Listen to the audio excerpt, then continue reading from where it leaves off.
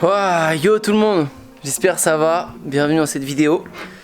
Cette vidéo, allez, j'ai ouvert la caméra parce que c'était un moment où je suis seul et qui était important, je pense, à partager dans l'histoire de cette chaîne et que j'avais envie de vous partager. C'est dans cette aventure entrepreneuriale et ouais, c'est chaud, c'est chiant et en même temps c'est kiffant parce qu'on avance.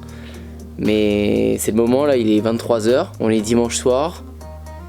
Vous savez, c'est ces fins de semaine où vous vous dites bon, la nouvelle semaine commence, qu'est-ce qu'il faut que je fasse cette semaine? J'ai plein de trucs à faire cette semaine, mais une chose se rajoute qui va me prendre toute ma semaine.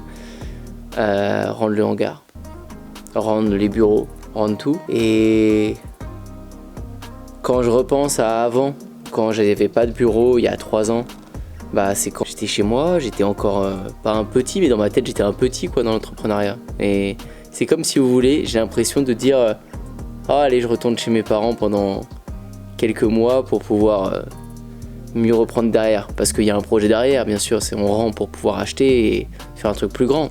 Et avoir une latence entre ça, si on fait construire, si... Voilà, et ce moment-là va être plein de voyages, plein de trucs cool. Mais le fait d'enlever tout, que là on enlève nos ordis, on est en train de tout démonter, vous voyez, ici là. On est en train de prendre les trucs des Mac, de démonter tout, les papiers, les machins.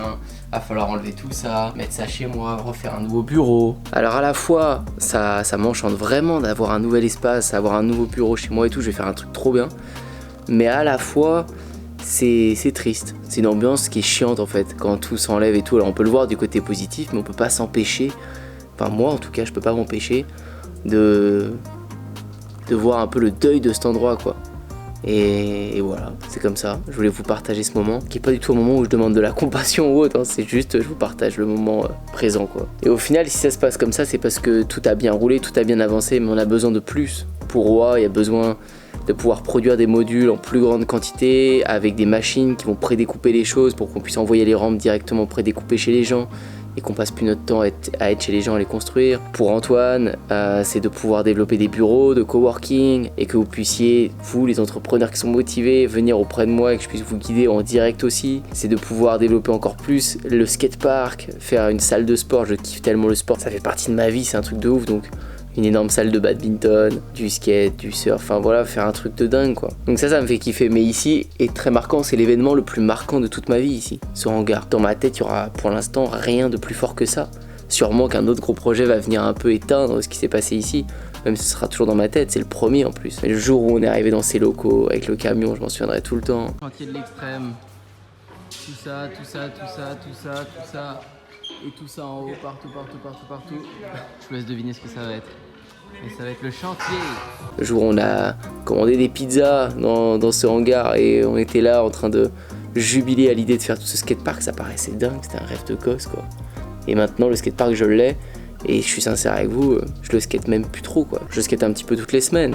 Et quand je l'ai eu, je skatais pendant 2 ans. 3-4 heures par jour minimum. On s'habitue à tout et il faut évoluer, il faut pas rester dans une routine. On n'a qu'une vie et j'ai pas envie de me dire j'ai passé 9 ans ici dans ce hangar. Non, j'ai passé déjà 2 ans et demi, 3 ans là.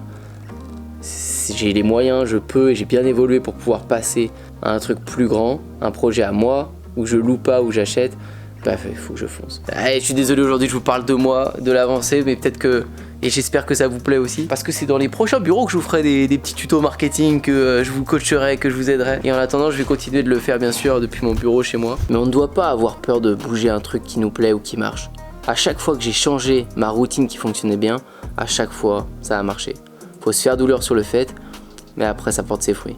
Au début, j'étais tellement bien dans mon appart à bosser tout seul et je me disais ouais, si tu prends un truc comme ça qui coûte cher tous les mois, mais il y a des moments...